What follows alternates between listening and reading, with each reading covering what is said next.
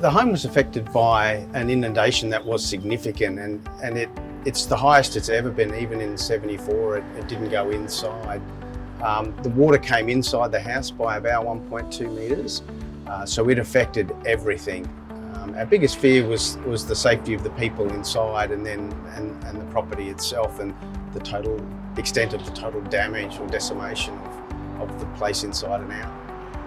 The contractor register was useful in that it provided some guidance to various builders that were available to help and could undertake the kind of work that we needed.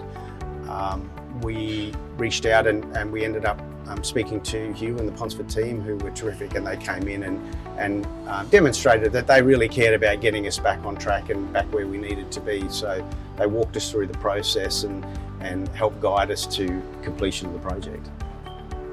The process in raising this home, the owners actually came to us with their architectural plans and engineering drawings, which we then took to a private certifier who then issue us with the BA, the building approval.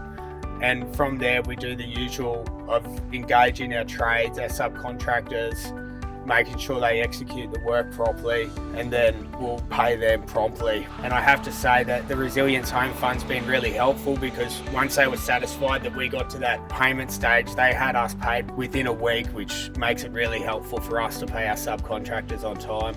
This project here was actually our first job with the fund, and we did learn a lot from it. We've picked up more work through recommendations and just people driving past. There's been a lot of flood resilience work that's come from this first job. So it's been a really positive experience for us.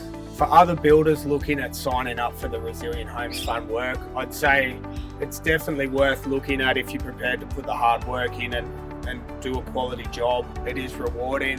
One thing that is worth keeping in mind is you've got to remember that they have been through a natural disaster. Their homes have often been inundated with floodwater, and on top of that, they've had to wait a year plus, sometimes more than 2 years, for it to even talk to a builder. So when dealing with them, just keep in mind that they've been through quite a bit, and obviously try and help them and make the process as easy as possible for them moving forward. Through the process, we've learned that no matter how big or unexpected the project is, just to work at it, do the research. There are people who are willing to help, and if you ask, and people who are willing to both point you in the right direction and provide the assistance that you might need. So for those who are still undergoing the process, stick with it. Coming out of the other end, you will end up with something that will give you peace of mind in terms of your home resilience going forward.